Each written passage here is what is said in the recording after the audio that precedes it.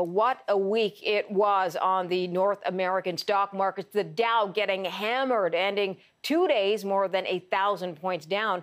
The TSX, of course, getting hit as well. So how do we make sense of this? Let's go behind the headlines with Ryan Detrick, Senior Market Strategist at LPL Financial. He joins us now. Ryan, thanks for joining us today. Thank you. Glad to be here. We've had a moment or two to breathe now. What is your take on the past week? Well, clearly it's one of the most volatile weeks we've seen in years, and we know that. But, in order to talk about where we're going to go, let's remember where we just were. Last year in 2017, at least here in U.S. markets, the least volatile year we've seen since the mid-'60s. Virtually no 1% moves.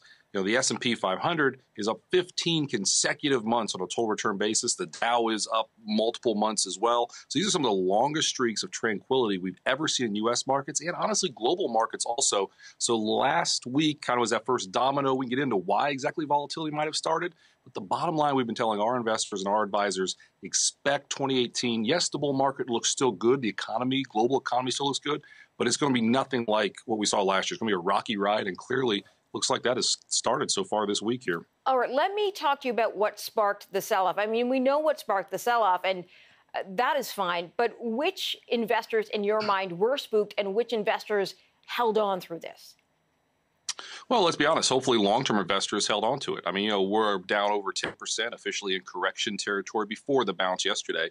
If you like stocks coming into last year, well, you've got a little bit of a discount here. The overall global economy, like we said, is still strong. So, it kind of spooked the weak hands. And again, when you look at this, everyone's kind of waiting for the first shoe to drop. And it started potentially with the fear of inflation. That kind of set the bond market on edge a little bit with higher rates. And that was that domino that kind of fell and obviously affected stocks as we saw last week.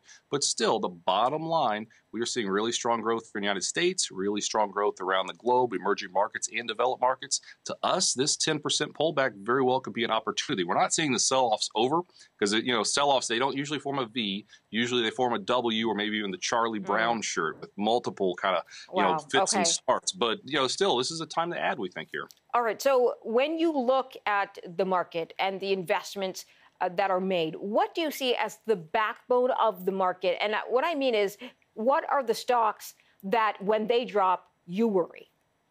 Sure.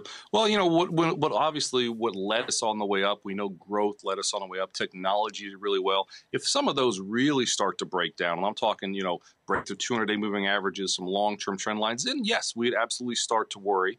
But again, when you look at kind of the earnings season that we're having right now, there's 11 sectors in the S&P 500. All 11 have a very good chance of having positive earnings growth being led by technology and financials, two of the biggest components here in the U.S. So again, if those areas break down, we're worried, but we've been so extended. Tech was up over 30% last year, obviously a really big run. Growth stocks also had a great run. So to us, we're using this opportunity maybe to dip our toe a little bit in value and small caps. Some of the areas that maybe didn't do quite as well, we think could do really well in 2018 here, though. All right, so when was the last time you saw some of those stocks move, and I mean to the negative side?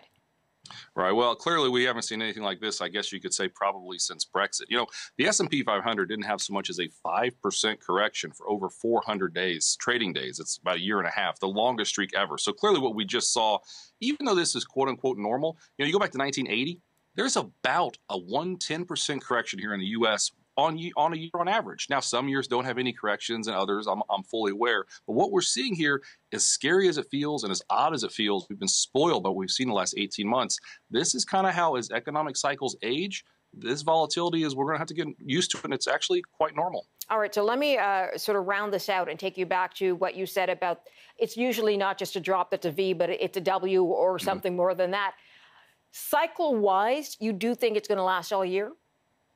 Well, yeah, we do think we're going to have a lot more volatility. And we said we could have one, maybe two 10% pullbacks this year. Clearly, we've already had one. So we wouldn't be shocked, if we kind of went back up and had to have another sell-off. But the bottom line, bear markets, now, quote-unquote, a bear market's a 20% correction. Those historically only happen, not only, normally always happen in a recessionary environment. You can get one. It's rare, like a 1987 when the market's extremely overextended. We don't see that happening, though. So to us, 10, maybe a couple more, 10, 15% correction here would be about as far as it goes with the overall economy so strong. And that's a very, very important point we want to stress to our investors is big bear markets don't happen when the global economy is expanding with strong earnings, and that's where we currently are still.